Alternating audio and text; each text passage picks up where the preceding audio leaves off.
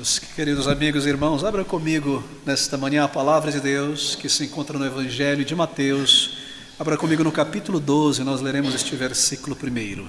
Mateus capítulo 12, versículo 1, estas palavras: Naquele tempo, passou Jesus pelas searas em um sábado, e os seus discípulos, tendo fome, começaram a colher espigas e a comer. Nosso título nesta manhã, baseado nestas palavras de Mateus, guardar o dia do Senhor ou não.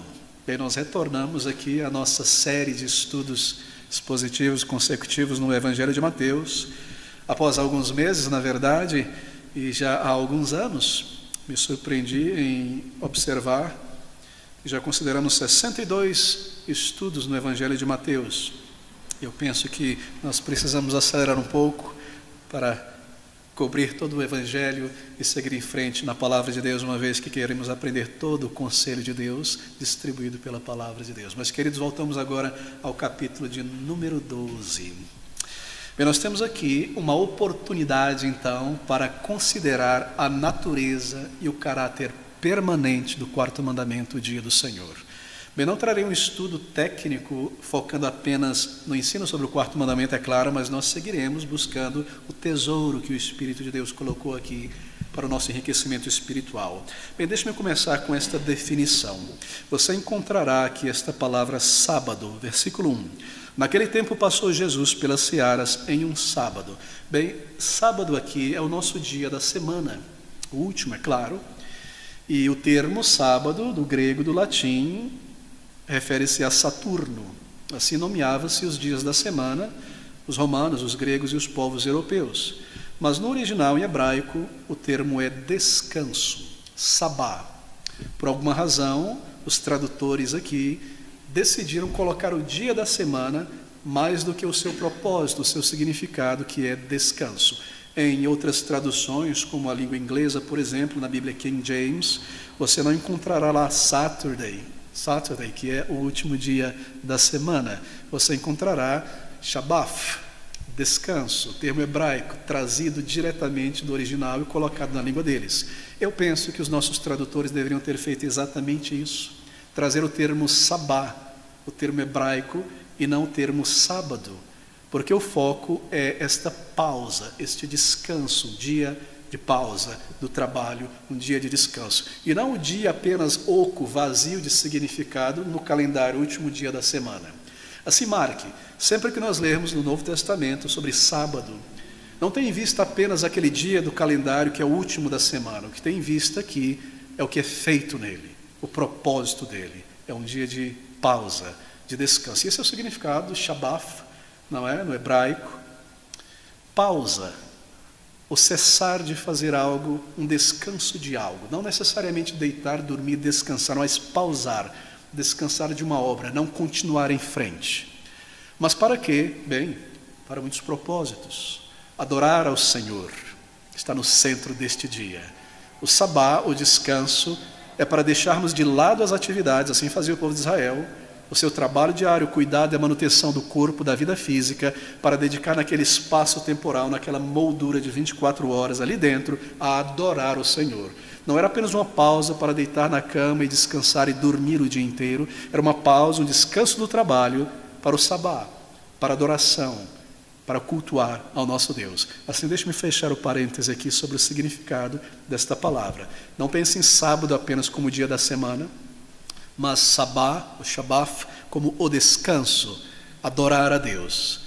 Isso que está em vista aqui ao longo de todo o Novo Testamento. Naquele tempo, passou Jesus pelas searas em um sabá, em um dia cerimonial, um dia da lei, quarto mandamento, um dia de descanso. Bem, naquele tempo, se você abrir comigo em Lucas, porque essa narrativa aparece em Lucas, em Marcos e em João, no capítulo de número 6, no versículo 1, o evangelista Lucas nos traz uns elementos a mais nessa narrativa. E aconteceu que no segundo sábado, após o primeiro, ele passou pelas searas e os seus discípulos iam arrancando espigas e esfregando-as com as mãos, as comiam.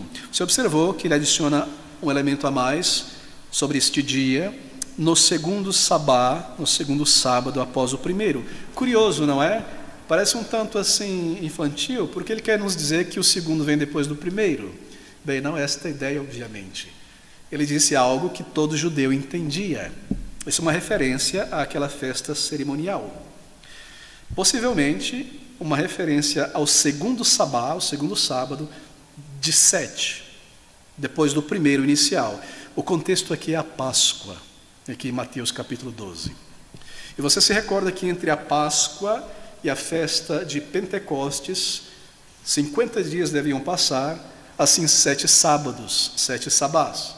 E este é o segundo, depois do primeiro sabá cerimonial, que aponta para o dia de Pentecostes, que é a festa das primícias. Os campos estavam brancos para a ceifa, cevada, trigo e outros frutos. E era trazido um molho, primícia, pelo sacerdote diante do Senhor, como gratidão, e ali então a colheita continuava. Da Páscoa para as primícias. Isso tem um objetivo, significado simbólico, é claro. Cristo morrendo, sendo enterrado, a semente, o grão de mostarda, para ser o pão da vida, é a primícia que ressuscita entre os mortos, como o Senhor que nos conduz a Deus, e o nosso irmão mais velho, como diz a palavra de Deus, nosso Senhor. Esse é o simbolismo real, cristão, bíblico, ligado a esta festa. Mas isso é o que ele quer dizer no versículo de nosso texto, versículo 1. Naquele tempo, passou Jesus pelas searas, e como diz Lucas, no segundo, depois do primeiro sábado, de 7 sábados cerimoniais. Se você abrir comigo Deuteronômio capítulo 16, no versículo 9, nós iremos explorar um pouco o significado deste sábado, porque ele está em vista aqui em Mateus capítulo 18. Precisamos compreender com mais calma o que a lei de Moisés comandava. Deuteronômio 16, versículo 9, diz assim: 7 semanas contarás, desde que a foice começar na seara, iniciarás a contar as 7 semanas. Você percebe? Esse capítulo é sobre as 3 festas cerimoniais dos judeus: Páscoa, ou pães ázimos, primícias, ou Pentecostes, e a festa dos tabernáculos. Moisés fala sobre a primeira, a Páscoa, até o versículo 8, e então, do 9 em diante, ele inicia primícias. 7 semanas contarás desde a Páscoa, que a foice começar na seara, iniciarás a contar 7 semanas. Depois celebrarás a festa das semanas, essa é a festa de Pentecostes, 7 semanas, mais um dia, 50, ao Senhor teu Deus. O que deres será oferta voluntária da tua mão, segundo o Senhor teu Deus te houver abençoado. Uma vez por ano isso acontecia. E te alegrarás perante o Senhor teu Deus, teu filho, tua filha e teu servo, o levita que está dentro das tuas portas, o estrangeiro, o órfão, a viúva que estão no meio de ti, no lugar que o Senhor Deus escolher para ali fazer habitar o seu nome. Isto é onde o templo estiver, onde o tabernáculo estiver. Assim há um significado aqui, não é? E há certas coisas que poderiam ser feitas nestes sábados cerimoniais, nestes sabás cerimoniais. Todos eles eram cerimoniais referentes às primícias, esses 7. Bem, deixe-me recordar. A cada final de semana, o último dia da semana, seria um sabá, um dia de descanso. E todas as regras que Moisés entrega ao povo de Deus deveriam ser cumpridas ali.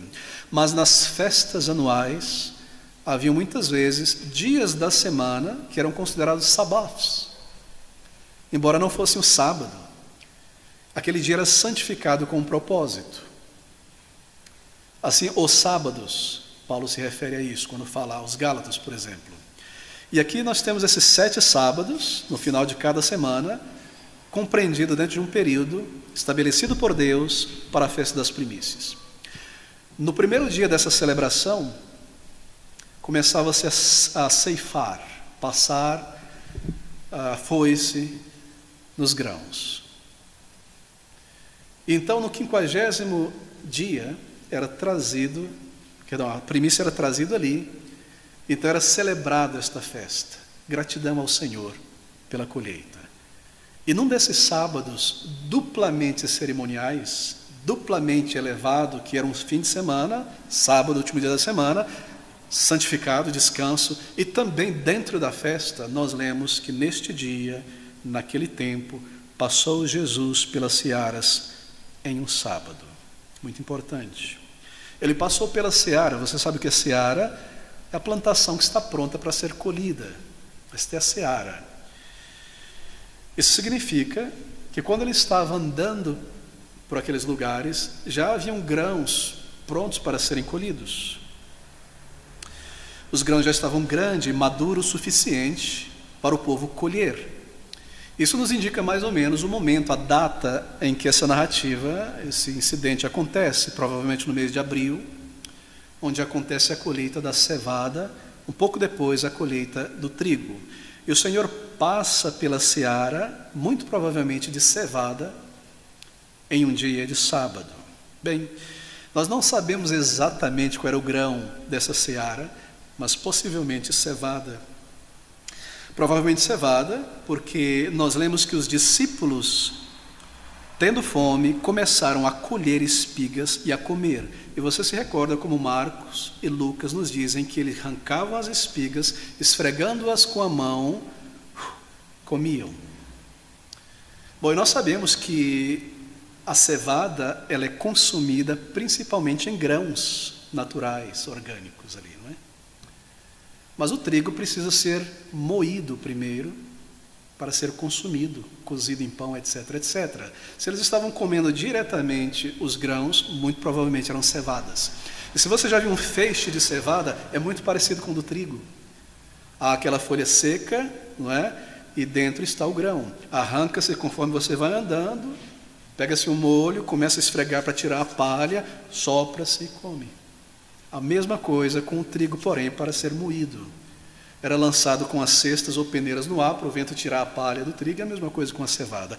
E é esse ato, é isso que os discípulos estão fazendo aqui. Naquele tempo passou Jesus pelas searas de cevada, provavelmente, em um sábado duplo cerimonial, e os seus discípulos, tendo fome, começaram a colher espigas e a comer. Bem, eles faziam isso com a mão, como eu acabei de mencionar. Mas isso foi feito em um sábado, um dia de descanso. E haviam leis prescrevendo toda a atitude, toda a ação, todo o trabalho, e o limite delas no dia de sábado. E aquele era também um sábado dentro de uma festa, o que o tornava ainda mais importante para o judeu. E foi feito naquele dia.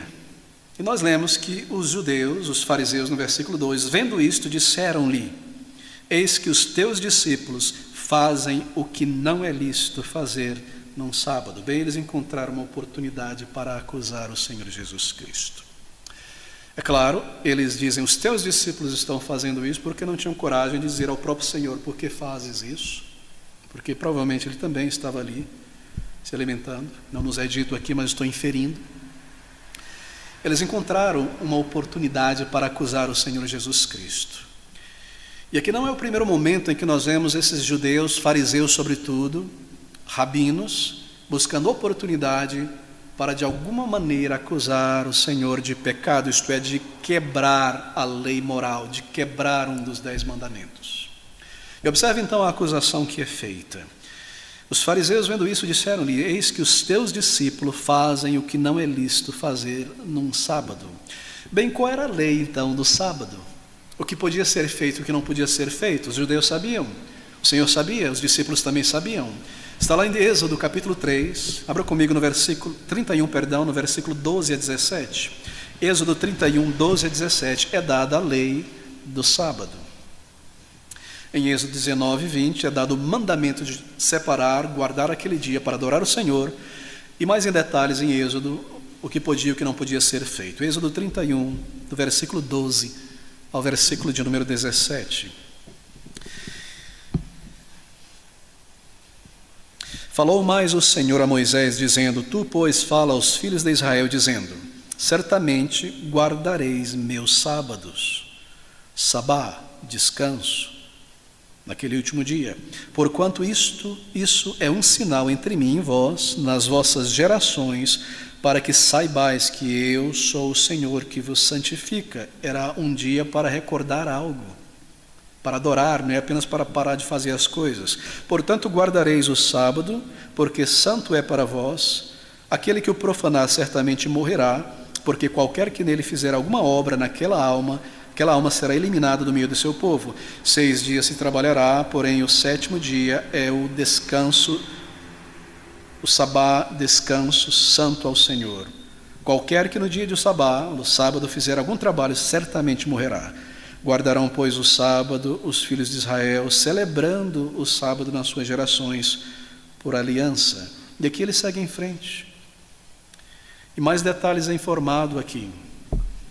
Agora, compreenda isso. Nós estamos seguindo vagarosamente porque há muitas camadas de significado aqui. A lei de Deus, dada no 4º mandamento, é honrar o dia do Senhor, guardá-lo para adoração. Não inventar de trabalhar, estudar, fazer qualquer outra coisa que você faz ao longo da semana naquele dia. Guarde-o para isso, separe-o para isso, inteiramente para isso. E os rabinos, que eram os mestres técnicos da lei, em seus escrúpulos religiosos de salvação por obras, começaram a debater o que era trabalhar no sábado, qual era o limite que podia ser feito, e como algo poderia ser declarado como um trabalho errado no sábado. E essas tradições orais dos rabinos, esses artigos debaixo de cada lei, que eles foram adicionando para explicar a lei, começaram a ser registrados, estão registrados hoje no Talmud, não é?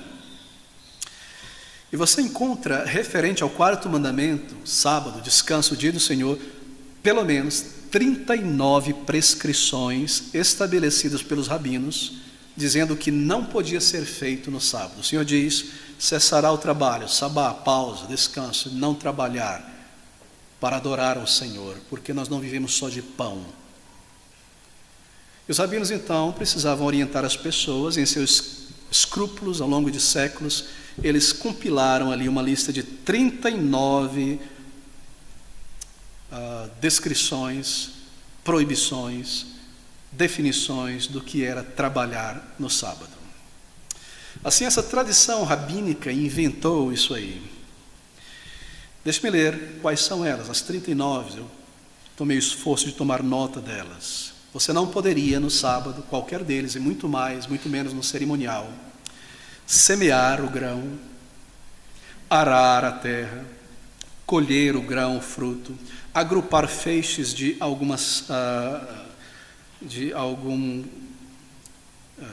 me foge o termo, perdão, queridos, de plantas alimentares, não é, dos grãos, perdão. Você não podia debulhar, dispersar os grãos, nem catar, nem moer, nem peneirar. Você não podia preparar massa, nem assar, nem tosquiar uma ovelha, cortar a lã, nem lavar a lã, nem desembaraçar a lã, nem tingir a lã, nem fiar, nem tecer.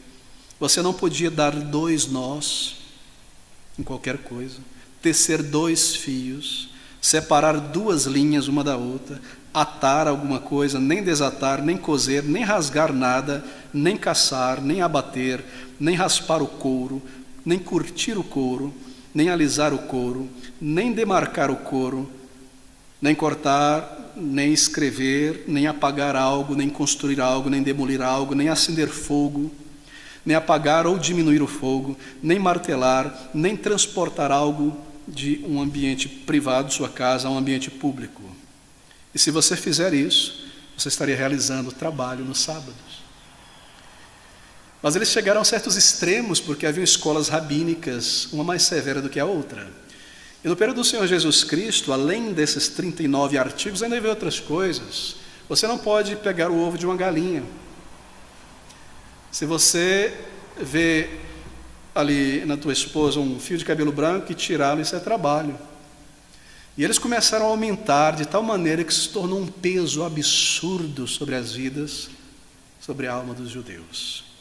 E quando eles acusam o Senhor Jesus Cristo de quebrar, fazer o que é ilícito no sábado, eles se referem a isso. Ele está quebrando as leis rabínicas, porque ele não quebrou o 4º mandamento, nem o que Moisés disse que não pode ser feito, trabalhar no sábado, no descanso. Eles o acusam, e os seus discípulos, de quebrar as tradições dos pais, de desprezar as tradições dos pais. Agora observe, para o judeu, para o fariseu, para o rabino, o Senhor Jesus Cristo era uma pessoa muito estranha, muito diferente, porque ele parecia aos olhos deles fazer tudo aquilo que era contra a lei, mas contra os artigos da lei que eles criaram, porque ele nunca quebrantou a lei de Deus. Assim você vê ele comendo no sábado, curando no sábado, fazendo todo tipo de coisa que um judeu que seguia a cartilha rabínica de como manter a lei de Deus não fazia. E eles detestavam o Senhor Jesus Cristo. Eles o odiavam. E eles buscavam um momento, uma circunstância para mostrar publicamente que ele havia quebrado um dos mandamentos, para acusá-lo. E no caso do sabá, nós lemos em Deuteronômio que a pena é morte. Eles queriam matá-lo.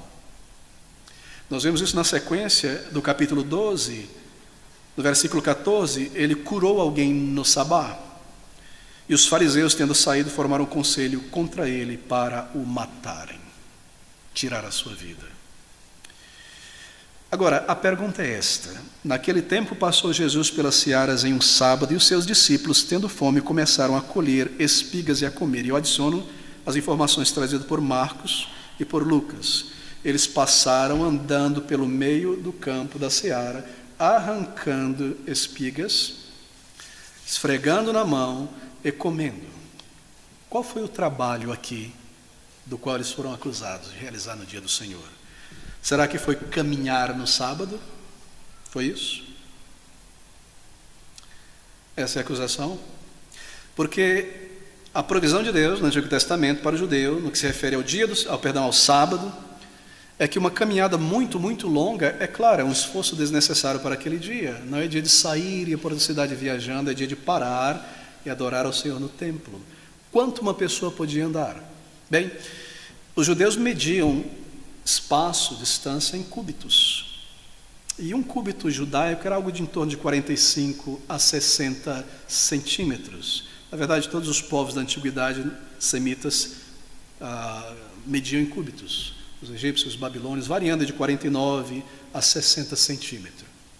E era permitido que um judeu andasse fora dos limites da cidade, no máximo até 2.000 cúbitos. E se você multiplicar por 50 centímetros, você tem 1 quilômetro. E é isso que é chamado no Novo Testamento, no Antigo Testamento, de uma jornada de sábado, de uma caminhada de sabá. O máximo que a lei permitia para essa caminhada era 1 quilômetro fora dos limites da cidade. Toda vez que você encontrar esse termo, uma caminhada, era a distância de uma caminhada de sábado, 1 quilômetro aproximadamente no máximo. Agora, eles não estavam fora de Israel, mas eles estavam fora de uma cidade específica. E assim eles subentenderam, talvez, provavelmente, que o Senhor já vinha andando e jornando há muito tempo, o que era, na verdade, apenas uma presunção. Mas será essa a acusação contra ele? Ele quebrou a lei. Ele andou mais do que 2.000 cúbitos, mais do que 1 quilômetro. Ou será que a acusação de quebrantar a lei e fazer aquilo que não é lícito em um sabá foi o fato deles arrancarem espigas? Porque, segundo a lei de Deus, ceifar não deveria acontecer no dia do Senhor. Era trabalho. Ou será que, porque eles pegavam isso e os judeus viram eles esfregando os grãos, não é? Debulhar era proibido na lei, no sábado. Qual foi a acusação aqui? Qual foi a lei quebrada? Bem, provavelmente as 3. Provavelmente eles tinham em vista isso aqui. Agora, essa é uma acusação, obviamente, falsa, equivocada. Abra comigo em Levítico, capítulo 23, versículo 22. Levítico, capítulo 23, versículo de número 22. Nós temos aqui a palavra do Senhor em Moisés, estabelecendo a regra para o que eles estavam fazendo. Levítico 23, 22. Observe essas palavras, está na lei o que eles fizeram.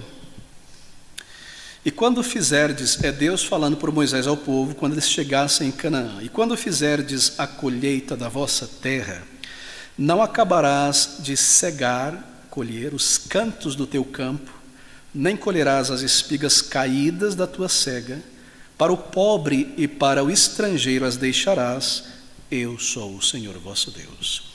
O judeu iria plantar em seu campo a semente, o grão, e quando ele crescesse, chegasse o momento da colheita, ele não deveria colher os cantos, aqueles pequenos cantos que ficavam, deveria deixar ali para o pobre.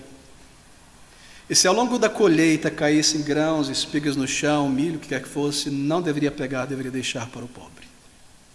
E aqui em nosso texto, os judeus, baseados em suas tradições rabínicas, estão acusando o Senhor Jesus Cristo de quebrantar, fazer o que é ilícito no sábado. Mas segundo a lei de Deus que nós acabamos de ler, de maneira alguma, ele não estava quebrantando a lei de Deus. Observe, caminhar no sabá, como eu mencionei, 1 quilômetro. Eles não estavam ceifando. Naquele tempo, passou Jesus pelas searas em um sábado, e os seus discípulos, tendo fome, começaram a colher.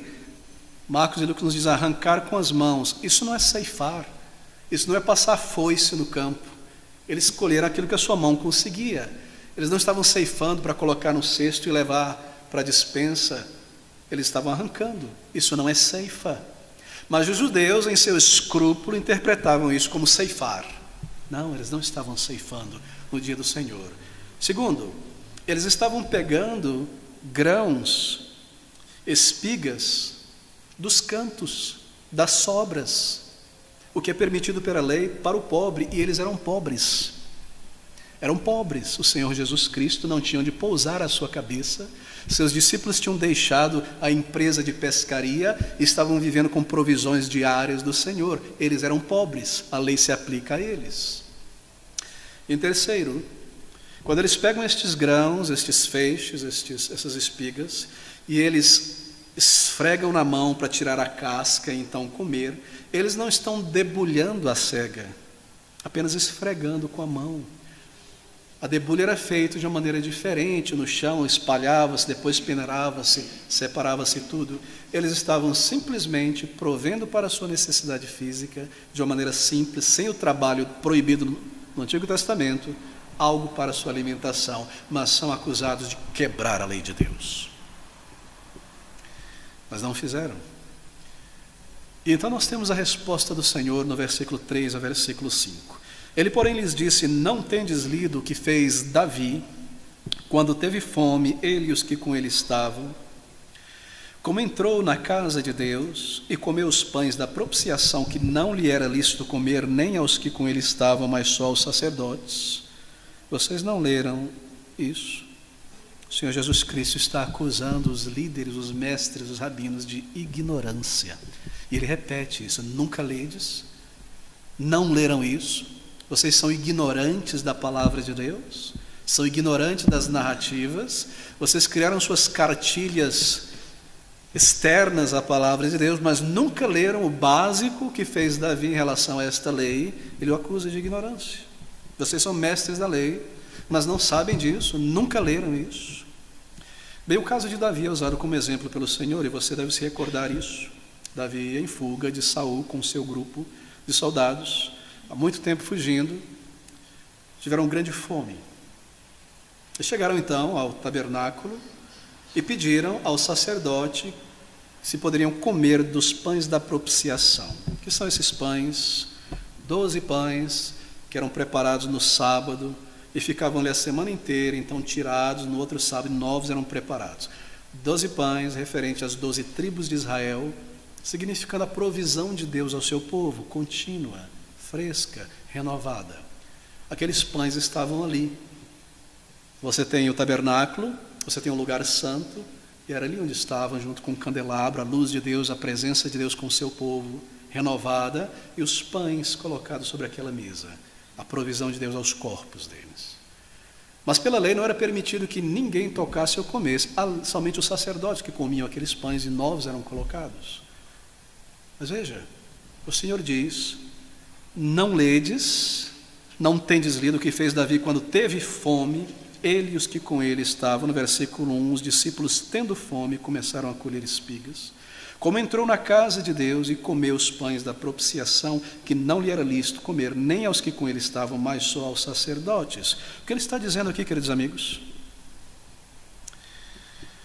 Que o sabá foi criado para o homem, e não o homem para o sabá. E que se Davi estava diante de uma situação em que ele perderia a sua vida, ou a lei de Deus fosse quebrada, então esta lei se dobraria à vida humana. E os próprios rabinos, os próprios fariseus, tinham esta provisão na sua interpretação da lei.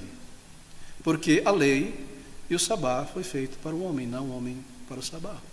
Aquilo representava a provisão de Deus. Mas se ele morresse diante do pão, o que significaria isso?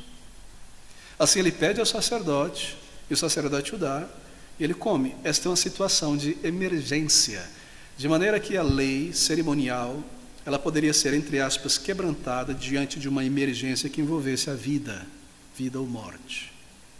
E é isso que acontece. Vocês não leram sobre isso?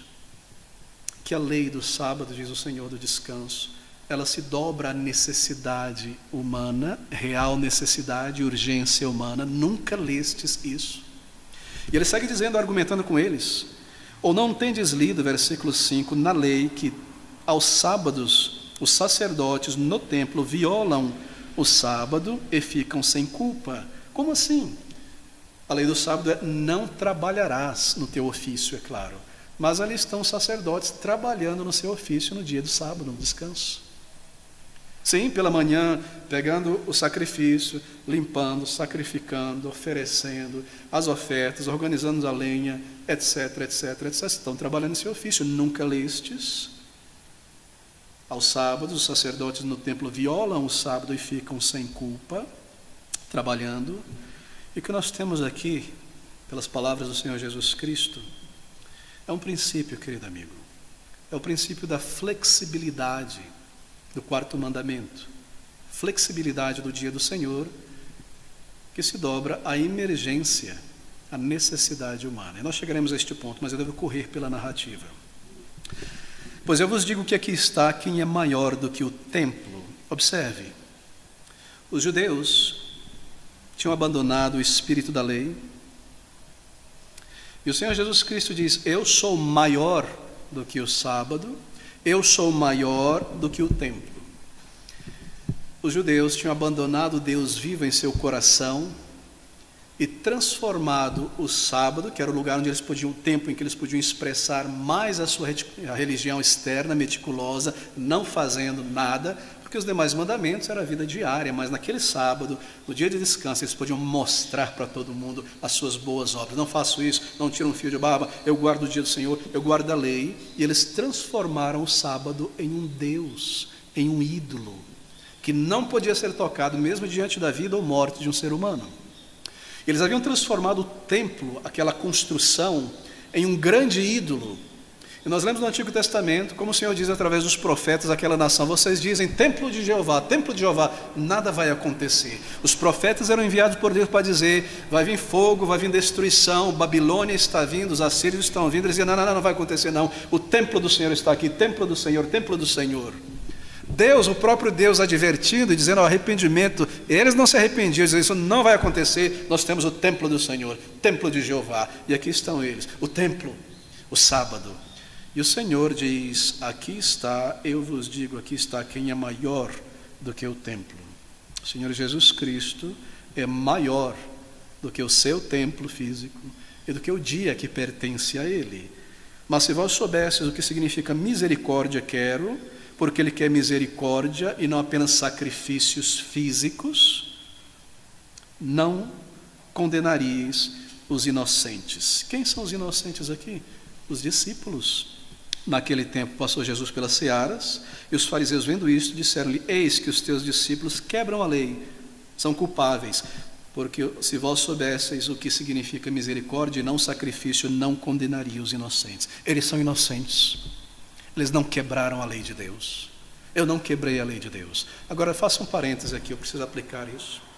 Nós temos o princípio bíblico de um dia em 7, quarto mandamento, separado, pausar o trabalho para adorar ao Senhor, o nosso descanso, cessar das obras, para um dia juntos, o dia inteiro, buscar as coisas do alto. Embora o dia em si, o receptáculo, a moldura, que é o último da semana, tenha ficado para trás, e o Senhor tenha colocado o princípio do descanso do sábado no primeiro da semana, nós veremos isso, o princípio de um dia em 7 permanece. Mas sem, obviamente, aquela cartilha de 39 artigos ou mais dos fariseus. É um dia para adorar o Senhor e cessar as obras terrenas, do pão terreno, para adorar, servir ao Senhor. Mas muitas pessoas em nossos dias, especialmente certos líderes um tanto liberais que malham este princípio amado, guardado por toda a igreja ao longo dos séculos, dizem, não, isso é coisa passada.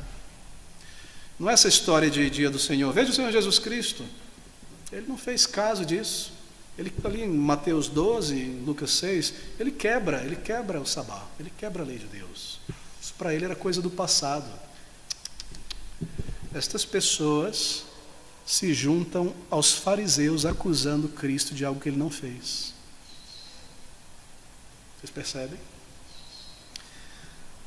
Mas se vós soubesses o que significa misericórdia, que era de sacrifício, não condenarias os inocentes. Eles não quebraram o quarto mandamento.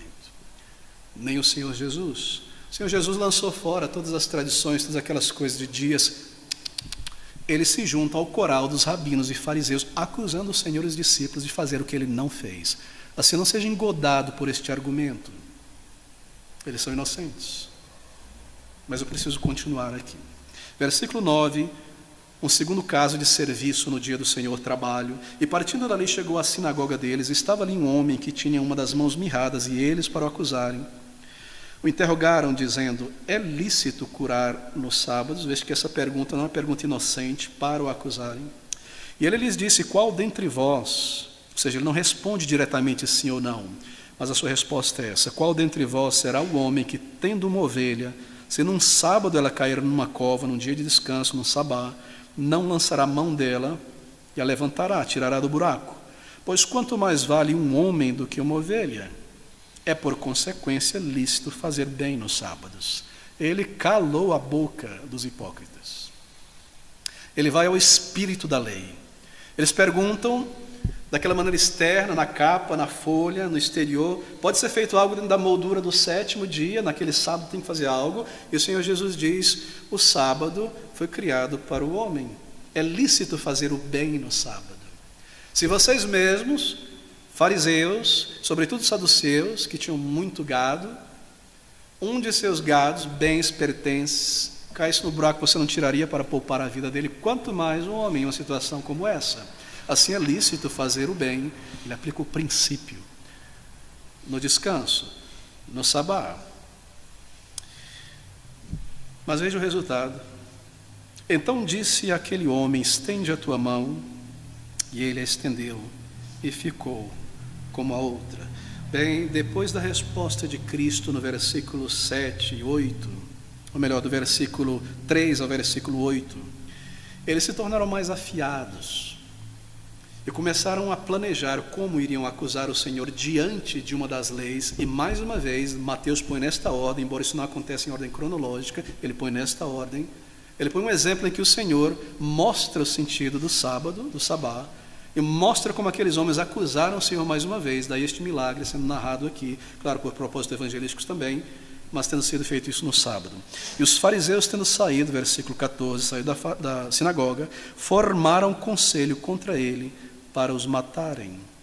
E Lucas nos diz que eles formaram conselho com os herodianos, Marcos, na verdade, para o matarem. Provavelmente ele estava nas regiões dominadas pelos descendentes de Herodes. Aquele primeiro Herodes o Grande morreu, seus filhos, foi dividido a terra de Israel entre eles. A dinastia de Herodes estabelecida por César para dominar a Palestina, que estava sob o governo romano. É muito provável que ele estava nesta região. Mas veja, os judeus, sobretudo fariseus escrupulosos, eram grandes inimigos dos herodianos, porque os herodianos eram judeus também, que fizeram partido com Herodes, seus filhos, para governar aquela região. Eles consideravam os herodianos traidores, algo próximo dos publicanos. Mas isso não importava, conquanto que nós juntássemos poder para tirar a vida de alguém, o nosso inimigo comum. E é a partir daqui que você vê eles tramarem, junto com os herodianos, como iriam pegá-lo de alguma maneira. Não conseguiram pegar Cristo a respeito da lei, do sábado e dos demais mandamentos. Então eles querem agora confrontá-lo diante da lei humana de Herodes. E aí nós temos aquela instância, aquela circunstância em que eles, fariseus, junto com os herodianos, se achegam diante do Senhor, depois de terem tramado uma pergunta, e disseram ao Senhor Jesus, é lícito ou não pagar o tributo? O tributo ia para o herodiano, pelos publicanos. Se ele dissesse não, ele estaria em grande problema com os herodianos. Se ele dissesse sim, ele estaria em problema com os judeus, que odiavam o imposto e odiavam os herodianos. Uma sinuca de bico, né, como se diz. Acharam que tinham encurralado o Senhor da glória, em quem estão escondidos todos os tesouros da sabedoria. E a resposta do Senhor Jesus Cristo é tão maravilhosa, tão profunda, tão chocante, que ela nos ensina, embora nós estejamos lidando com aquele texto. Ele diz: tira uma moeda do bolso, me diga de quem é a efígie, o rosto que está aí. Eles disseram: é de César. E o Senhor disse: então dai a César o que é de César e dai a Deus o que é de Deus. Se esta é lei humana sobre esta nação, pague o imposto. E para os judeus religiosos, dai a Deus o que é de Deus. De quem esta imagem nesta moeda física? É de César. Se é dele, a imagem dele, então pertence a ele. Dai a César o que é de César. E de quem é a imagem escrita em cada homem e mulher criado por Deus? A imagem de Deus. Por isso, dê a Deus o que pertence a Deus. E ali eles ficaram em silêncio e ninguém mais ousava levantar uma questão contra o Senhor Jesus Cristo. De quem é a imagem que está em cada um de nós?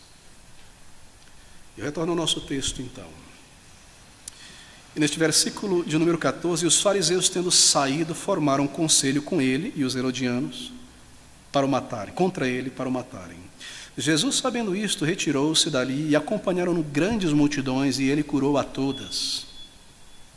E recomendava-lhes rigorosamente às multidões curadas que o não descobrissem, isto é, que o não divulgassem, para que se cumprisse o que fora dito pelo profeta Isaías, que diz: eis aqui o meu servo que escolhi, o meu amado, em quem a minha alma se compraz. Porei sobre ele o meu espírito, e anunciará aos gentios o juízo. Não contenderá, nem clamará, nem alguém ouvirá pelas ruas a sua voz. Não esmagará a cana que quebrada, e não apagará o morrão que fumega, até que faça triunfar o juízo, e no seu nome os gentios esperarão. Tudo isso se cumpre aqui. Tudo isso. Você já ficou curioso algumas vezes, quando você lê as narrativas do Evangelho e o Senhor cura alguém e diz expressamente: não diga a ninguém? Por quê? Não fale a ninguém, não me revele, não diga que fui eu. Por quê? Bem, ele fez isso para que se cumprisse uma profecia que dizia que ele faria isso. Assim, ele está cumprindo a profecia, por isso ele fazia isso. A profecia em Isaías, que diz: aqui está o meu servo que escolhi, o meu amado em quem a minha alma se compraz. Isso se cumpre em sua vida e naquelas palavras do Pai declaradas sobre Cristo, quando ele levanta-se da água do batismo: este é o meu filho amado, em quem me comprazo. Porei sobre ele o meu espírito, lá em Isaías. Na sinagoga, em Nazaré, ele lê o livro de Isaías, fecha, senta-se para ensinar e diz: hoje se cumpre esta palavra aos seus ouvidos, que diz: o Espírito do Senhor está sobre mim, porque me enviou a curar os quebrantados de espírito, dar visão. Porei sobre ele o meu espírito, e anunciará aos gentios o juízo. O Evangelho, a verdade, não seria anunciada apenas a Israel terreno, mas a todas as gentes, povos, nações. E lá no último versículo: e no seu nome os gentios esperarão. Grande parcela desta multidão que foi curada pelo Senhor Jesus Cristo no norte de Israel, nas regiões próximas à Síria, nós estudamos sobre isso, aquela mulher que veio, não é, daquela cidade para ser curada. Grande parte desta multidão, onde ele estava agora naquela região, era formada de gentios que saíram de suas cidades e foram ao Senhor Jesus Cristo. E anunciará aos gentios o juízo. Ele pregou a eles o Evangelho, e no seu nome os gentios esperarão salvação, reconciliação. Então, versículo 19: não contenderá, nem clamará, nem alguém ouvirá pelas ruas a sua voz. Por isso, ele dizia: não me descubram, não anunciem. Eu não estou aqui para gritar nas ruas e fazer um show e entrevistar o demônio, e pular e dizer: olha para mim, eu sou forte, eu sou homem de Deus, eu, não exporá a si mesmo, não contenderá, nem clamará, nem alguém ouvirá pelas ruas a sua voz, como um político fazendo passeata. Ponham-me em Jerusalém, no trono de Davi. Nada disso. Calmamente, o Senhor da glória, muitas vezes sem palavra nenhuma, curava as pessoas, até por um olhar. Não é maravilhoso? Sem estardalhaço, se cumprindo aqui. E não apagará o morrão que fumega. Morrão, um pequeno monte de madeira que se queimou e ficou ali, pedacinhos de carvão e cinza, ainda tem uma chamazinha, só uma fumacinha. Ele não vai vir com um balde de água fria e jogar em cima disso. Não apagará o morrão que fumega, não é o seu espírito. Não esmagará a cana. Cana é uma vara, não é um galho. A cana que já está fraturada, ele não vai chegar lá e terminar de arrancar. Isso não é do espírito dele. Mas o que isso quer dizer?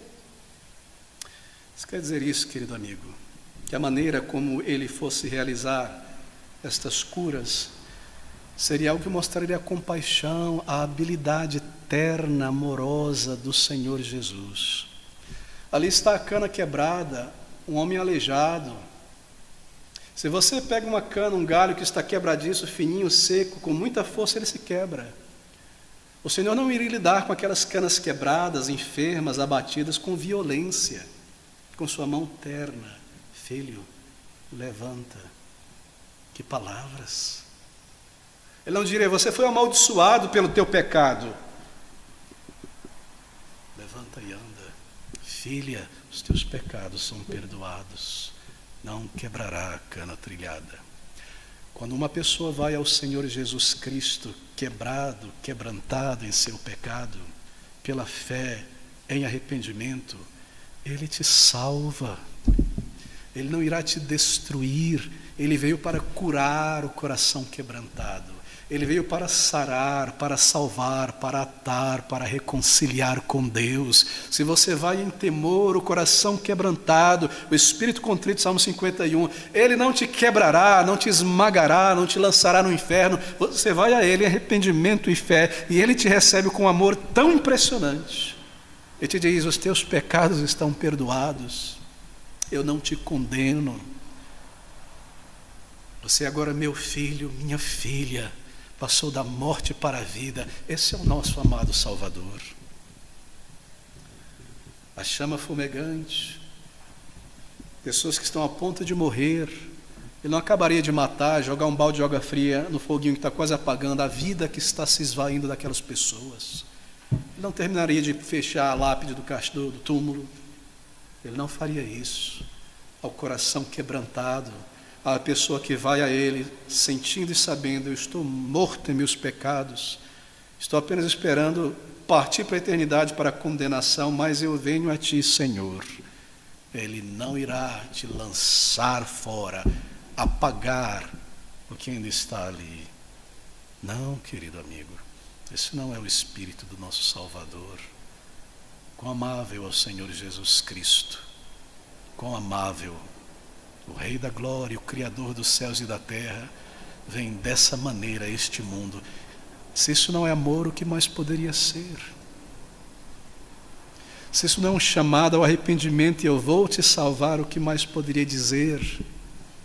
Se isso não é certeza de que se um pecador envergonhado for a Ele, Ele não irá lançar fora, mas irá salvar, o que mais pode ilustrar isso? Cheio de graça, cheio de verdade, cheio de amor, cheio de bondade, mas um fogo consumidor com o hipócrita. A cana, a foice, a pá está em sua mão. E aquele que não produz fruto, fruto do arrependimento, depois de ouvir tanta palavra de Deus, Ele lançará fora. Ele é o Salvador que veio ao mundo. E também o juiz eterno, na glória eterna, que dirá: apartai-vos de mim, nunca vos conheci. Querido amigo, contemple o amor do Salvador, seja constrangido por esse amor a ir a Ele enquanto há tempo, a ir ao Senhor Jesus Cristo enquanto há tempo. Ele foi pregado naquela cruz, mas não de braços atados, braços abertos para receber o pecador, mãos espalmadas, olhos eclipsados. Ali está o Senhor, o verdadeiro Senhor da glória. Que amor, não é? Justiça e amor, verdade se unem em Cristo, se beijam ali. Eu posso ir a Deus por meio do Senhor, embora quão vil possa ser, quão sujo eu tenha me sujado, Ele irá salvar, Ele irá perdoar. Vá a Ele pela fé, em verdadeiro arrependimento, e você conhecerá este amor tão grande em tua alma. Então nós lemos essas palavras: até que faça triunfar o juízo na cruz, e no seu nome os gentios esperarão. Queridos, eu tenho tanto a dizer sobre o dia do Senhor, preciso pelo menos tocar aqui, apenas trouxe o pano de fundo. Qual o significado desse sabá? Naquele tempo passou Jesus pelas searas em um sabá. Bem, eu devo dizer isso: o sabá, o sábado, não é um sistema de cerimônias, de obras para a salvação. Não é. Alguns grupos, seitas, parecem crer nisso e transformaram a moldura, o dia da semana, em um ídolo. E não podem tirar o pé da cama e fazer nada, porque salvação é baseada nesta obra e outras, como os fariseus. Não é um sistema criado por Deus para a salvação por obras, como faziam os judeus, escravizando as pessoas. Foi criado por Deus lá em Gênesis para toda a humanidade, para ser uma bênção, um benefício. O próprio Senhor Deus, ao criar, o guardou, sentou-se, descansou, parou da sua obra. Bem, em Gênesis, e nós não temos tempo para voltar, nós temos esse significado. O Senhor trabalhou, cessou o trabalho, pausa, santificou, separou este dia e deu a Adão e a humanidade inteira. Neste dia, um dia em 7, vocês irão parar e reconhecer o Criador. Vocês não vieram do macaco, nem de uma ameba. Vocês devem parar conscientemente e recordar: de suas mãos somos criados, tudo é dele, ele é real. E adorá-lo, é claro, toda a humanidade, todos que descendessem de Adão. Não é só para o judeu, não é só para o crente, é dado para toda a humanidade, ainda hoje, reconhecer o seu Criador. Mas o que faz o ímpio? O dia do Senhor é para mim, porque eu rejeito esse Cristo, esse Deus. É para o meu lazer, para o meu descanso, para a minha festa, para o meu shopping, para o meu restaurante, é para mim. Nenhum trabalho será realizado. Aqui está o primeiro significado. Observe. Quando foi que nós fomos abençoados por Deus, tendo em vista este dia de sábado? Veja, dado por Deus na criação, e então em particular dado para o povo de Deus no Egito na saída. O que iria acontecer naquele dia, quando o cordeiro pascal fosse sacrificado, seria naquele sábado. E o que isso está dizendo? Isso é simbólico, que o povo de Deus seria salvo em um dia quando eles não fariam nada de trabalho e de obras. Sabe o que isso está apontando? Para o nosso descanso em Cristo, o nosso sabá, aquele que entrou neste descanso que é Cristo, salvação por meio da fé nele, cessou de tentar se salvar por meio das suas obras religiosas. Eles seriam salvos em um dia em que não fariam nada, nenhum trabalho. Não é maravilhoso? Ser abençoado quando não estavam trabalhando. Isso significa graça, que é o contrário de trabalho, mérito, resultado do teu trabalho, teu mérito. Graça, algo que me é dado não por meu mérito, e graça é isso: receber o que eu não tenho direito, que não me é de meritório, a graça, a salvação de Deus. E graça tem um avesso também: não receber aquilo que eu mereço. condenação e inferno pelos meus pecados. O salário do pecado é a morte. Bem, esse sábado, o descanso dado na criação, renovado para os judeus no quarto mandamento e para toda a igreja, não significava abstenção total de trabalho, como os rabinos criaram suas cartilhas. Não faz nada, brinca de estátua, fica quieto aí até passar o dia seguinte. Não, muita coisa era feita. Havia esses limites de andar, o que podia ser feito e adorar. E nós temos um princípio para o dia do Senhor. Não é um dia de estar intacto dentro de casa, algum trabalho é realizado. Nós precisamos pegar um metrô, um ônibus, ou dirigir um carro para chegar na igreja. Assim, este princípio do dia do Senhor, de cessar o trabalho, ele se submete nesse sentido à necessidade humana. Esta é a flexibilidade do dia do Senhor. Querido irmão, há tantas coisas que nós não devemos fazer neste dia do Senhor. Não irei tocar na questão de como Cristo transferiu do último dia o princípio do sabá para o primeiro. Você se recorda, não é? Você se recorda a aparição de Cristo no primeiro dia? Logo no Novo Testamento, no livro de Atos, as igrejas se reúnem no primeiro dia e tantas outras circunstâncias. O princípio permanece. Nós não temos 9 mandamentos, temos 10 mandamentos.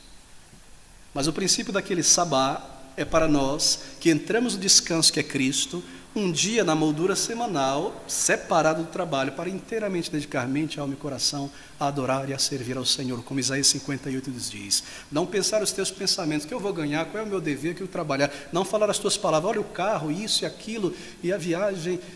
Adorar ao Senhor, alegrar-te no Senhor, servir ao Senhor. O princípio permanece para nós. Isso não é um dia em 7, quando a igreja vai se reunir? Quando o evangelho vai ser pregado? Quando visitantes vão ser trazidos? Tem que ter um dia na nossa existência terrena onde estas coisas são feitas. O princípio permanece.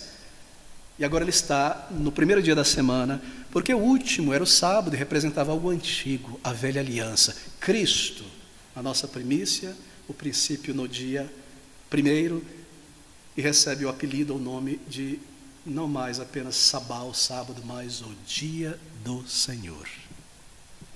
Então, neste dia do Senhor, que é o domingo, do latim Dominus Dei, domingo, dia do Senhor, está o princípio do quarto mandamento para nós.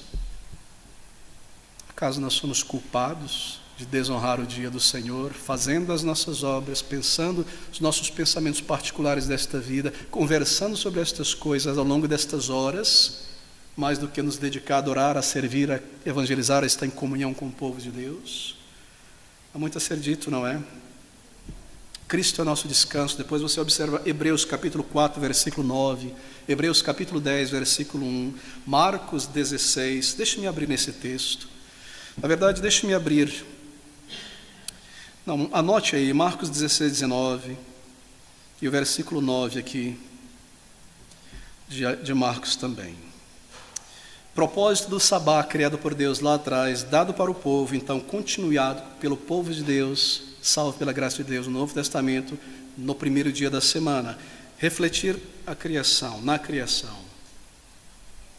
Esta vida foi dada por Deus, tudo é dele, ele é o proprietário. Refletir na graça de Deus, salvação dada sem méritos humanos. Também este dia semanal, ele aponta para o descanso eterno. Na eternidade não haverão 7 dias mais, será um dia só, o dia do Senhor, para sempre com o Senhor. Maravilhoso, não é, querido? É maravilhoso. E a cada domingo nós recordamos isso. Na ceia, nós recordamos o que Cristo fez por nós. No domingo, essa moldura de um dia, nós recordamos o que Ele preparou para nós. Seus méritos que nos alcançou o céu, o dia do Senhor eterno, seu sacrifício que nos alcançou o perdão de pecados. Você está declarando, celebrando, lembrando disso, quando não honra o dia do Senhor? Não. Não estamos. Descanso eterno.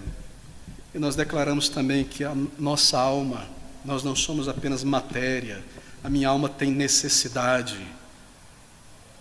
Libertação do Egito. Foi adicionado algo àquele princípio de 1 em 7, que agora o sabá.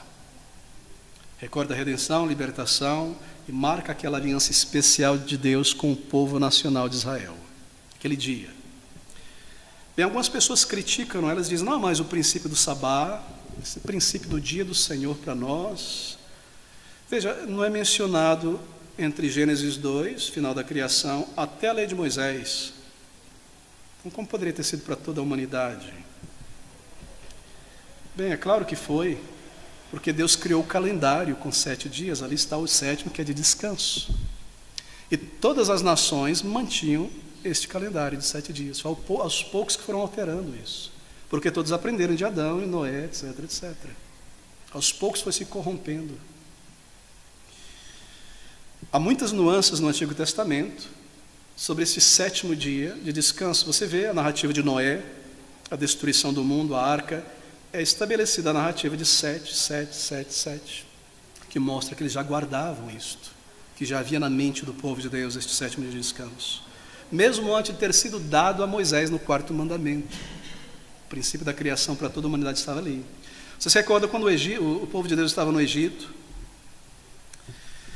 E lhe foi dado lá em Êxodo 16, antes de Êxodo 20, quando a lei é entregue, lá em Êxodo 16 ainda, foi dado ao povo o maná, e uma lei dizendo, vocês vão colher desse maná todos os dias, no sábado não.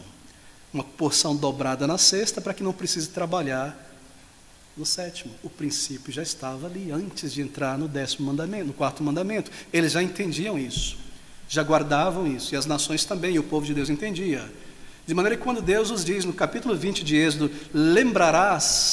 lembra-te do sabá, do dia do Senhor, eles deveriam lembrar de quê? De algo que eles já estavam acostumados em praticar. Continuem praticando, lembrem-se, guardem isso. Sempre esteve ali, ao longo do Antigo Testamento. E então, é claro, o 4º mandamento. Então vem os críticos e dizem, não, o 4º mandamento é só lei cerimonial passou, nós não temos mais o 4º. Mas veja, o 4º mandamento, ele traz um elemento cerimonial de como deveria ser realizado o sabá, mas um elemento moral, porque está na lei moral eterna de Deus, 10 mandamentos. Ele não está apenas na lei cerimonial, foi colocado na tábua da lei para permanecer, porque representa o caráter de Deus.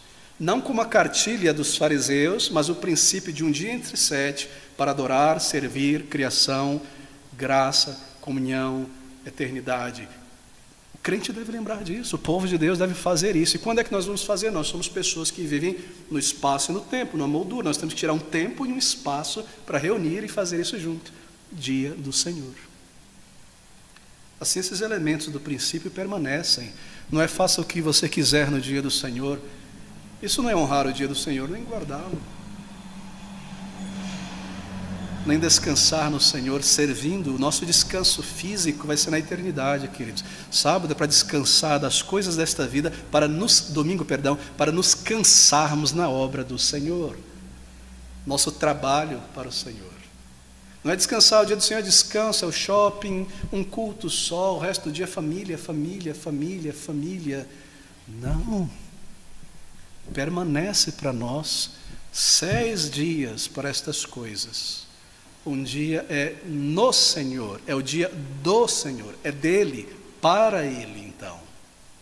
Não seja levado por esses pregadores liberais que promovem mais a sua própria imagem, parecem desconhecer coisas claras na palavra de Deus e exortam pessoas a errarem. Não faça isso, querido irmão. É o dia do Senhor. 9 mandamentos. Veja, uma pessoa para dizer um absurdo desse, porque você não vai encontrar em nenhum lugar, nós temos agora 9 mandamentos na Bíblia. Uma pessoa para declarar isso, são 9 apenas, o 4º mandamento saiu, essa pessoa tem que dar a si mesmo, otorgar a si mesmo uma autoridade absurda sobre todo o povo de Deus, para dizer, o 4º mandamento está fora da lei, povo de Deus, você só tem 9 agora. Isso é um absurdo da prepotência e da arrogância. Em nenhum lugar é abrogado 4º mandamento da lei de Deus. É claro, ele foi destituído dos elementos cerimoniais, mas ele permanece os elementos morais. O princípio continua, é para o Senhor. Tiago, capítulo 2, versículo 20, nos ensina que se você quebrar um mandamento da lei, o que você fez? Você quebrou toda a lei. De maneira que os mandamentos estão tão incrustados que eles possuem uma natureza irredutível. Você não pode reduzir eles a 9, a 8, a 7. Se você tirar um, eles desmoronam todos. É isso que ele diz em Tiago capítulo 2, versículo 10. Leia aí depois. Em João capítulo 4, versículo 15, o Senhor faz uma referência aos 10 mandamentos. Mas ele não faz uma emenda na lei. Ele não diz, olha, são os 10 mandamentos lá da lei moral de Êxodo, mas lembre-se, há uma emenda aqui que tira o 4º mandamento. Então quando eu falo 10 mandamentos, se refere só a 9, tá? Não, ele subentende todos os mandamentos da lei de Deus, da sua lei. É a lei dele, os 10 mandamentos, foi ele que deu. Eles sempre permanecem uno ao longo da história da igreja no ministério do Senhor Jesus Cristo. E ele não quebrantou o sábado, nós acabamos de ver. Isso é uma acusação feita pelos inimigos de Cristo. Em 1 João, se você abrir comigo, no capítulo 5, versículo 2, eu corro para a conclusão, queridos. Nós lemos essas palavras. 1 João 5, 2. Nisto conhecemos que amamos os filhos de Deus, quando amamos a Deus e guardamos os seus mandamentos. Que mandamentos? 10 mandamentos. Talvez você tenha uma ideia vaga na cabeça. Quais são esses mandamentos que Jesus diz são meus? Algumas coisas que ele diz para os apóstolos, não faça isso, faça isso. Não, seus mandamentos aqui, todos sabiam. É claro, são os 10 mandamentos. Nós amamos a Deus quando obedecemos. E a nossa demonstração de amor a Deus no dia do Senhor é real apenas quando nós obedecemos, com alegria. Como Paulo tem o prazer no homem interior na lei de Deus. Todas elas. Se a lei é extinguida, então qual é o parâmetro? Como se define o pecado, o crime, o erro? E o princípio dela não faz, também evapora, não é? Não, querido, está ali. O dia do Senhor, junto com as demais leis, que é vivida e amada e agora pode ser cumprida por aquele que tem o Espírito de Deus, porque as coisas de Deus são espirituais. Em Romanos 14, 5, eles argumentam dizendo, veja, Paulo está dizendo para aquelas pessoas lá, olha, um é fraco, faz diferença entre dia e dia, lua nova, etc. Aí, ó, esse povo que quer amar a Deus e obedecê-lo com o 4º mandamento e servi-lo, eles são fracos, deixa esse povo lá fraco. Mas isso é uma referência aos judeus recém-convertidos a Cristo. E não a toda a igreja de gentios. Porque o judeu estava incrustado na mente dele aquela história rabínica e a lei. Ele foi salvo por Cristo e agora ele estava adorando com o povo de Deus no domingo, porque Paulo escreve no primeiro dia da semana, vocês reúnem, eles partem o pão no primeiro dia da semana, mas aquele grupo de judeus convertidos junto com os gentios, eles tinham muitos escrúpulos. Eles diziam, muito bem, nós vamos nos reunir no dia do Senhor, mas nós vamos guardar também o sábado, como na lei, cerimônia, aquelas coisas. Nós vivemos isso, a nossa cultura, se tira isso, a gente deixa de ser judeu. E Paulo diz, bem, se eles estão assim, não caia em cima deles, martelando e criticando. Vamos chamar tudo isso aí, essas pessoas de consciência fraca. Aos poucos eles vão deixar isso para trás. Ele se refere a esses judeus. Não ao gentio, ao povo em geral, olha, não faz diferença, faça o que você quiser, é importante. Não. Ele escreve aquelas igrejas. Eles usam também Gálatas, capítulo 4, 5, Colossenses capítulo 1, versículo 6, para argumentar contra isso. Marcos 2, 27, o Senhor quebranta, e Mateus 12, o dia do Senhor. Todo esse tipo de argumento, arrancado isoladamente para justificar a atitude errada de muitos. E no versículo 8 do nosso texto, nós temos então o princípio. E a mudança do sábado, descanso, do último dia do calendário semanal para o primeiro dia, tem tudo a ver com o princípio. Porque aquele 4º dia apontava para um descanso eterno. Salvação pela obra de Cristo. Nós entramos nesse descanso. Então é natural que o 4º mandamento, adorar e servir a Deus, seja trazido para este dia em que Cristo fez tudo isso para nós e receba o nome de Dia do Senhor. E a igreja já utilizava este nome lá no início, Dia do Senhor. Deixe-me dar um exemplo. Apocalipse capítulo 1, versículo 10. A igreja já usava isto. Era comum, era entendido pelo povo de Deus. Apocalipse capítulo 1, versículo 10. João, arrebatado na ilha de Patmos. Eu fui arrebatado no Espírito no dia do Senhor. Bem, isso aconteceu no tempo e no espaço. Que dia da semana? O primeiro, o domingo, Dominus Dei, o dia do Senhor. Todos já sabiam. Porque era um costume das igrejas adorarem o Senhor no primeiro dia da semana. Ele é arrebatado no dia do Senhor. No dia do Senhor. Sabe o que João está fazendo aqui, queridos irmãos? ele está citando as palavras do Senhor Jesus Cristo em Mateus capítulo 12, versículo 8. Porque o Filho do Homem até do sábado é Senhor. É o dia dele, é o dia do Senhor. Ele pega o princípio do quarto mandamento, o descanso, o sabá, e diz: é meu este dia. O Filho do Homem até do sabá é dono, é Senhor. E aqui está João e o povo de Deus reunindo-se neste dia que pertence ao Senhor, para adorá-lo, para servi-lo. É o dia do Senhor, então ele é Senhor deste dia para fazer o que ele deseja. E transferir este sabá, esse descanso, para o primeiro, do último para o primeiro. A nova aliança, o vinho novo, todos aqueles símbolos. Porque é dele, tem que haver com ele, para o seu povo. É claro, é maravilhoso, é bíblico. O dia do Senhor, o domingo, é o nosso sabá. Ele continua para nós recordar a criação e mostra que essa criação será refeita um dia, nós lembramos isso. Aqui está o princípio do descanso, de cessar a pausa, e o princípio do descanso de que nós descansamos em Cristo. Ele fez a obra, a justiça que nós não conseguimos, assim entramos nele, que é uma cidade de refúgio, e descansamos nele, nosso Salvador. E a figura do descanso eterno. É estranho, não é? Os vizinhos de Israel, os povos cananeus, olhavam para aquele povo e diziam: que povo estranho. Eles param tudo o que eles fazem um dia da semana, não vão colher, não vão fazer nada. Nós não fazemos isso, nós seguimos em frente. E eles organizam toda a semana, tendo em vista aquele último dia, tudo está mirando naquele dia. Eles vão parando de fazer isso, vão organizando, porque o tempo está chegando, o dia do Senhor, para se preparar. E sabe o que isso significava? Imenso, um poderoso testemunho do povo de Deus às nações pagãs. Realmente eles não vivem para aqui apenas. Realmente não é o pão que importa apenas para eles, como para nós. Há algo mais para esse povo, não é? E esse é o nosso testemunho visível também àqueles que não conhecem o Salvador. Chegou o domingo, diz o familiar, o amigo ímpio, não salvo, boa pessoa, mas não salvo, que não entende as coisas espirituais. É domingo, shopping center. Vamos, gente, é almoço o dia inteiro na casa da avó, ouvir o Faustão e fazer, vamos para a praia, vamos jogar bola, um futebolzinho, um trabalho, tem um trabalho amanhã, segunda-feira. O ímpio continua. O povo de Deus cessa e vem, e eles olham para esse crente e dizem: mas esse rapaz aí, ele é diferente mesmo.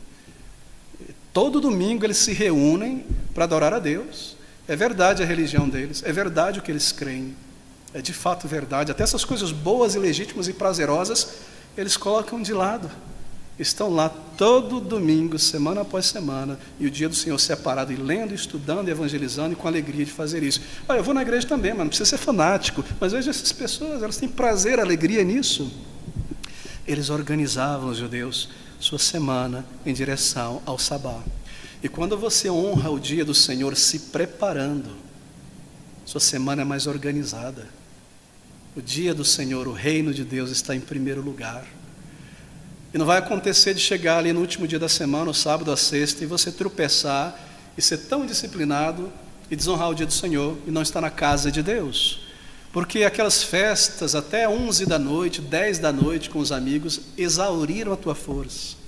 E aquelas comunhões, embora boa, talvez em torno da palavra de Deus, exauriram a tua força. Falar: eu já me reuni com o povo de Deus ali, domingo, não. E querido irmão, há uma flexibilidade assim, não é? Poxa, eu precisei trabalhar nesse domingo, porque eu tenho que manter minha casa e eu sou obrigado por aquele empregador a trabalhar um domingo em 7. Então, infelizmente, eu quero procurar outro lugar.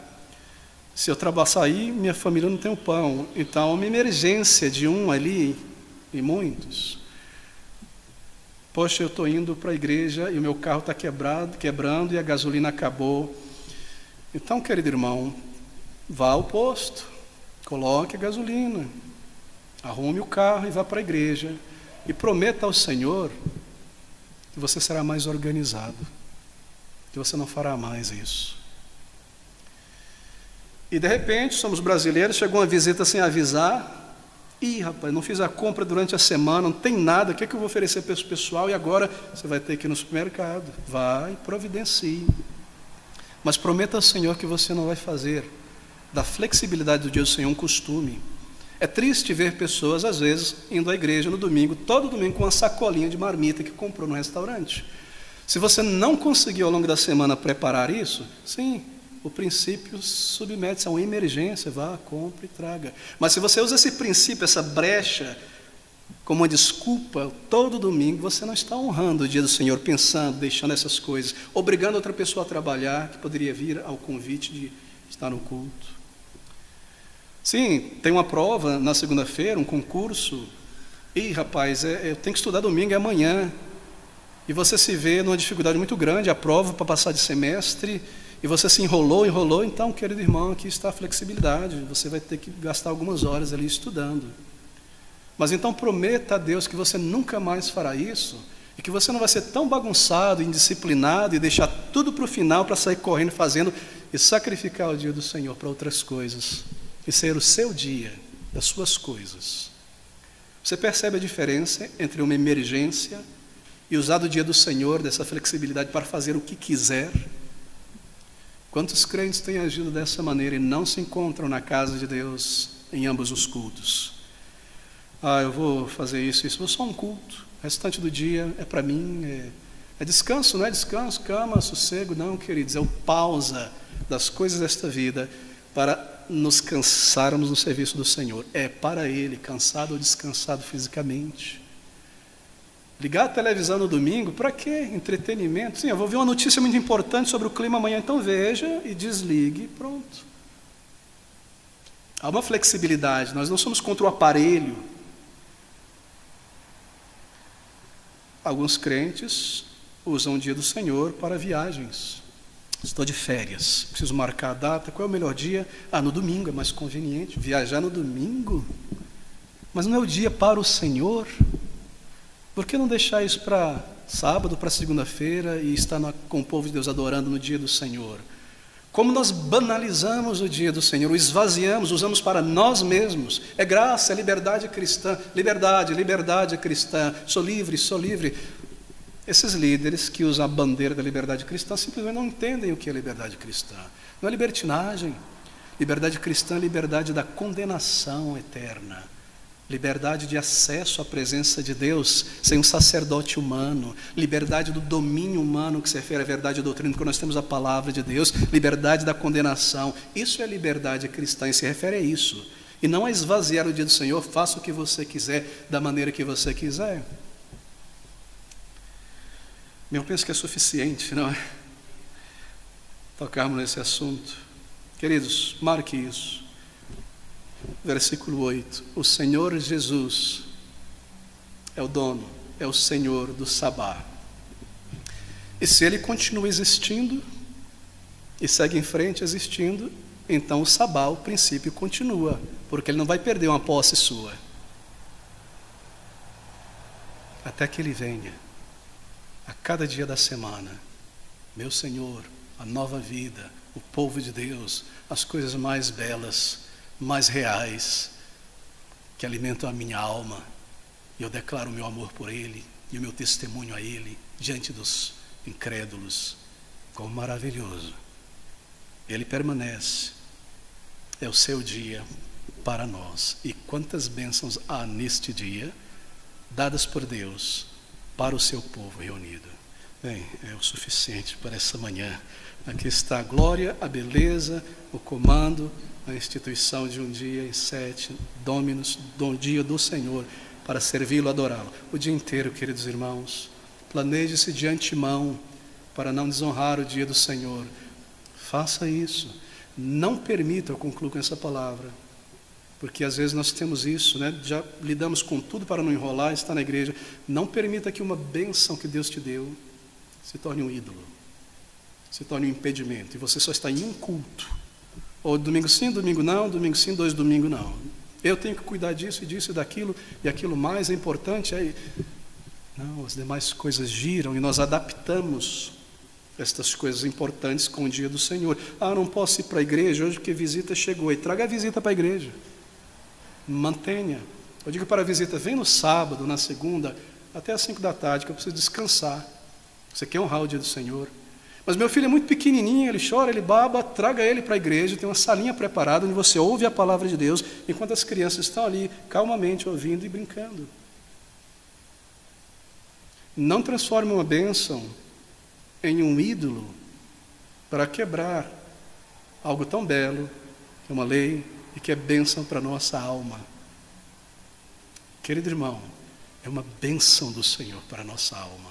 Está contida neste dia. Sim, povo de Deus reunido. Por fim, leia Isaías 58 com muita calma em casa e observe as maravilhas das bênçãos que o Senhor pôs no 4º mandamento, que passa como princípio para o povo de Deus. Vamos concluir juntos nessa manhã, adorando ao nosso Deus.